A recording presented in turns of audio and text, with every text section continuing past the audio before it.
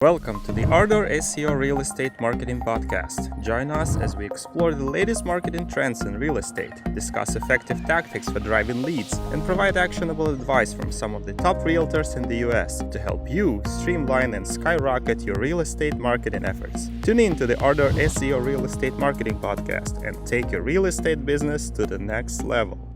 Hello, guys. Welcome back to the show. Today with us, we have Marie Tepman, the Director of Marketing at fourandhalf, a marketing agency company that helps property manager companies. With over 10 years of experience in digital marketing, Marie has helped countless companies increase their online presence and reach more customers.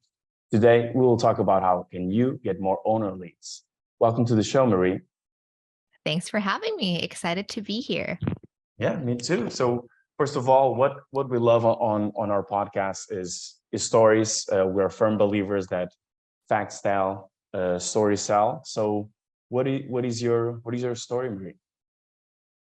Yeah, so I started working at fourandhalf in 2015, and I started as an intern. Before that, I had a long career in banking, and had always dreamt of rising the ranks, of the bank to make it to marketing. And that didn't really pan out. Marketing for the bank isn't the most exciting thing.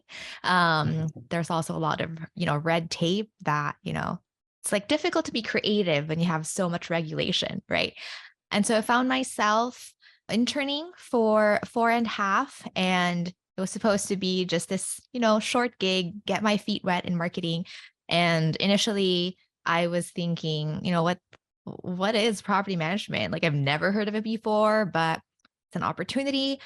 And then, I had the impression back then, like, what is there to market? They just collect rent. And, I got trained. I started actually talking to property managers and realizing that, oh, okay, I see. It's this whole other world. And I started talking to the founders of the companies that fourandhalf worked with, and I was just really amazed at the uniqueness of the industry. It's not your typical fast consumer goods where you just like sell them food, sell them like household products. It's really relationship building, right? So it really intrigued me. And so started as an intern. I was in the back office, doing the blog posting and, being basically customer service to our clients, and then rose the ranks to become an account manager, actually being in charge of their campaigns. And then I moved up, and now I'm director of marketing. And it's been like 8 years for me. So, company's been in existence since 2012, and I've been there for most of the ride. So it's kind of crazy thinking about that. Nice. I love a story about an intern that become a director. So in 5 years you'll be CEO. Is that it? Well, it's been offered, but I keep saying no because I don't want that kind of, the problems that CEOs have. CEO problems can be CEO problems, someone yeah. else's problem. I could be, I could have good ideas and I could be the face of our podcast and all that stuff, but I don't want to think about CEO type stuff and have board meetings and nah. Let's focus on the marketing side of things then, which is and also way more you fun. don't get to do marketing when you're the CEO. You have bigger fish to fry. Exactly. So before we go deep into that, I'm just curious, and I suppose our audience is as well. What is the meaning behind the fourandhalf name? Because I'm trying to wonder here. There are two answers to that question. So I'll start with the funny answer. So the funny answer is our founder was actually Russian. And when he thought of a business name, he was experimenting with a bunch of stuff. And this kind of had a ring to it, fourandhalf. And he didn't realize that the correct way to say it is 4.5. Mm-hmm. And so he went ahead and registered 4.5. And so that's why we're 4andhalf rather than 4.5. And then the more serious answer to that is in terms of business and relationships. So being like a people pleaser doesn't really end well, right? like, yes, people may like you, but at the end of the day, you're letting them step all over you. And it's not really a relationship, right? It's not symbiotic. It's like kind of, they're just using you at that point. And then same with, a property management company. If you're just a people pleaser, like you have to work with both renters and property owners. And if you're not able to stand up for yourself, you're just trying to please everybody, and you're just after getting like 5 stars all the time, you can't handle like rejection or negative feedback, then you're probably not running a healthy business. And so that's where 4.5 comes in. It's like 4.5 stars signifies a good balance between, like being able to please your customers, but not too much to the point where you're sacrificing your business and your own integrity. Okay, so it's the ratings. Yeah. I do totally agree with that. Like you see something which is as only 5 stars, you kind of wonder if they're all part of the family and friends, or if someone is just begging them to put 5 stars. And even a 4-star review, can be better than a 5 one if it's coming from someone that is honest. Yeah. And also, right, like the other way we interpret it is it always reminds you that there is space for improvement, right? It kind of challenges you, like we can always improve. Nice, I like that. And yeah, it was nowhere near of what I was thinking. I was thinking it was like 4 pillars, and then the last pillar is like a mystery, something like that. Or you mean the last half pillar? It's The also last, the yeah. thumb, right? It's like thumbs up. It's like 4.5. Oh, see, so So like there's the so thumb many is like the meanings to half it. finger. It's such a rich name. There's so many ways to take it. Genius. The founder was a genius. So let's dive down into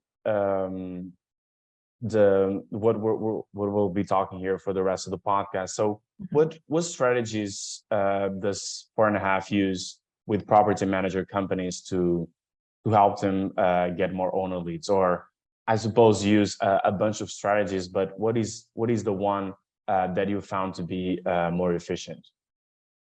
Yeah. So I'm going to answer that with, it really depends, because there's no one guaranteed way for every single business, right? It's not cookie cutter. Each business, each market even has its own set of challenges, has its own competitive landscape. And so we use what we think is best to compete in that marketplace. But if you're asking more about like the suite of tools, right? So we do websites, we utilize SEO, content marketing, paid advertising, and depending on like what the client needs for that market, we can also do some specific like consulting. We can also do like a perfect client analysis, because the consensus, not that really the consensus, but like is a very common misunderstanding of the industry that property management is all about collecting rent, right? And that's a product of like lack of information from the market, right? And so you target that through like education. If you're able to educate the market that, this is what it actually is, then everyone wins. And there was a time when, no one was really utilizing content marketing in property management. And so our early clients who we kind of like did content marketing for did really well. But nowadays, I'm sure you've heard about generative AI, ChatGPT. We're finding that it's becoming table stakes. So if you're wanting to know kind of like what is something that works for anyone, I would say it's content marketing. But I would caveat that it's not just about putting words on a page, because now that you have technology that's going to allow everyone to like churn out pieces of content, then what's actually going to work is content that's high quality, that actually rises above the noise and actually shows your authentic brand and allows people to form some kind of emotional connection to your brand so that you stick out in their mind. So that's the kind of strategy that typically works across the board, right? Then obviously, depending on their specific situation, like maybe you're struggling with your, reputation, like 4.5, right? And yeah, you said use the AI, and everyone is already hands-on with that, right? Even if you're a marketing agency or a 15-year-old kid or a property manager, right? Everyone can use that. Have you started using that to leverage your services for property managers? Yeah, definitely. When it first came out, I first heard about it late November when it came out because I have friends who are developers, and I thought like, oh no, your jobs are in danger. Boo-hoo. And then I started seeing like, oh, it can be used for content. I see. And then at first I was like, oh, boo-hoo, my job is in danger. But then I realized that, it's a tool. It only comes to life when I put it to action. And so I've been playing around with it. And now our whole team is utilizing those like AI tools to just make things more efficient, right? And get more done. And so we're like reinvesting the time savings back into like the ideation and like the editing to turn out higher quality content. Cause it's almost like these tools aren't making content not work, it's just making it more difficult to then stand out. So yes, we're using those tools and we're working nonstop to add even more value so our clients can rise above the noise. Nice. And yeah, and you mentioned content marketing, which can be very familiar to someone, but to others, not very much, right? Like what would be your advice for property managers that want to apply the value that you just said with content marketing, right? But they haven't started yet. Like where do they start? How can they be that professional voice that you were mentioning? Yeah. So if you're a property management business owner and you haven't started any content, if you, if you reach out to an agency like 4.5, we can get you started, right? If this is something you want to try on your own, one tip I can give is to start looking at your email. Like, what are the questions that you keep getting asked over and over? Because chances are, if you keep getting emails from whether they're prospects or existing residents, existing owners about the same thing, then even more people are probably asking that, who aren't emailing you. And so those could be good places to start. Nice. That's a really nice tip. Yeah, the questions that you get asked, each question can be pretty much turned into an article, right? Or into a video. Mm-hmm. That's a great way to start.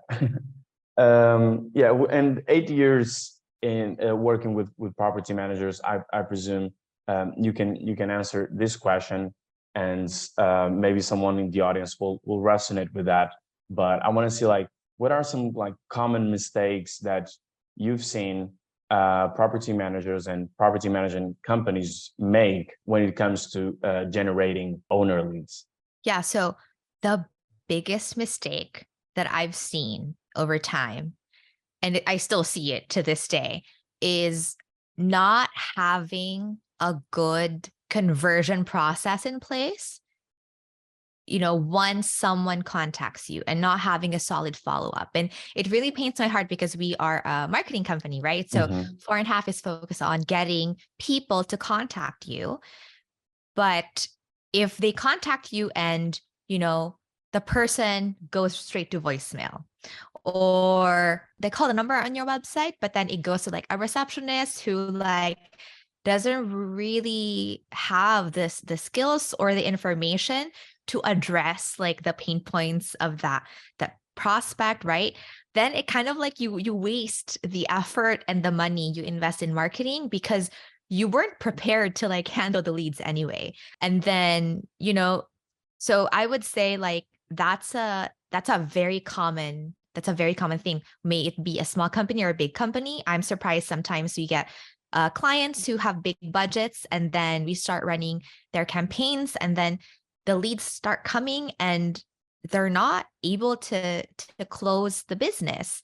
And it's so easy to blame it on the type of leads. They would say like, oh, but maybe they were junk leads. But then, we listen to the phone calls because we do record some phone calls, especially for like paid ads to check lead quality. And when we listen to them, we hear that like, well, 5 people who called you this week went straight to voicemail. Did you follow up? So Yeah. It's one of those things where you have to look at the entire workflow or the funnel, right? So it's like, yes, you've gotten their interest. Yes, they were interested enough to make an action, but then it's kind of your turn, right, to reciprocate as the business. So make sure they have you give them a really good experience from the beginning so that the confidence builds. Because what's going to happen if they're not quite happy with their first interaction with you, what's stopping them from just calling the next person from that they see on Google search? So yeah, that's a very common mistake. Yeah, and they will call others, and others will pick up, and then there it goes, business gone. But yeah, I do agree with that. Marketing is a big side of thing, right? But if you're not ready to get more clients, get more leads, like marketing is not doing anything, right? So I do agree with that. And yeah, it's a very big mistake. I can see you hurting. So Marie, do you have any success story of 4andhalf that you grabbed in a property manager and made them the king of the world or something like that? Well, it's kind of hard to make someone the king of the world. That's a very tall order. Yeah. But yes, we do have a recent success story where we had a client based in Washington State in the US, and they had been growing pretty well on their own for a while. And then they hit this like stagnation period. They just couldn't grow beyond I think they were at like 100 doors. They just couldn't quite get past that. And they were referred to us by another client that they like respected in the industry. And we had a conversation with them. And it seemed that, like their growth before was driven by word of mouth mostly.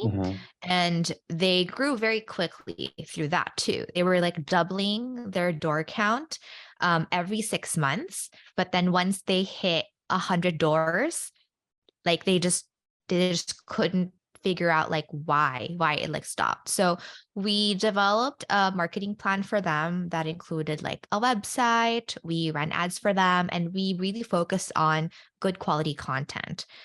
So we helped them produce like video blogs, shared on socials, created articles for them. And what's really fascinating is after about two years with us, they had already grown past the 100. They were very close to hitting, I think it was 170 doors. And then, someone reached out to them that, hey, I have a portfolio of properties that I want to sell. Do you want to buy it? And so that was the first time that they were approached with this opportunity to grow through acquisition and not through like organic or through marketing. And so they were given a price, and then they were thinking like, well, how do I know if the price per door is like fair, right? And so what they did was they actually tried to compute like, well, what's my cost per acquisition per door from marketing? And, if it's anywhere close, then maybe that's like a gauge, right? Like, okay, maybe that's a fair price because I would have spent that money to get that many doors from marketing anyway. So I'm very willing to pay that price. So initially they were thinking of looking at the cost per acquisition on marketing just to justify to themselves, like buying that portfolio business. But what came out of that was they realized the price that they were being quoted per door was like double what it would have cost them if they acquired the same number of doors from the marketing that we were doing. So that was like an eye-opening point for them. And so they actually went to the seller and said, look at our data. This is how much we typically pay per door. We would be crazy to pay double, right? And so the seller really wanted to sell his property. So they were able to get the doors for half of the original quoted price. And I consider that a win, because it's not just that we were able to help them get past that level where they were like stagnant, but it even gave them this clarity to understand their metrics and kind of like how much they should be spending to acquire doors, right? Like whether or not it's for marketing or acquisition. So yeah. Nice. That's amazing. And yeah, it was with data they could show, right, and leverage in the negotiation. And I guess it was a very nice lead then at the end of the day. Oh yeah, it was very nice. So Marie, you have a podcast yourself, right? The Property Management Show. How is that going? How can we get a hold of that? Yeah, so the Property Management Show is alive and thriving. Was the very first property management specific podcast in the industry. And if you're interested in checking that out, you can search for us on YouTube. We're available on like Apple Podcasts, Android Podcasts, Spotify, or you can go to our website, fourandhalf.com. You can look at the correct spelling above my head, fourandhalf.com. And then we have our latest podcasts there as well. Nice. Does someone owns fourandhalf.com, or you also got that? Oh, we also own fourandhalf.com and just redirect it because enough people make that mistake. Yeah, I was gonna say that would be a smart move. Or I was gonna buy the domain and then sell it to you. Oh, you're an entrepreneur. Yeah, I'm just looking at business every way. So yeah, that's for the podcast. If people want to know a bit more about you, Marie, or get in touch with you, what is the best way to go about it? Yeah, so if you want to send me a message, hate mail, whatever, you can email Marie, Marie, at fourandhalf.com, or you can visit our website and send us a message through our contact form. Up to you. Amazing, Marie. And thanks for coming on the show. It was a real pleasure. Of course, my pleasure. Thank you.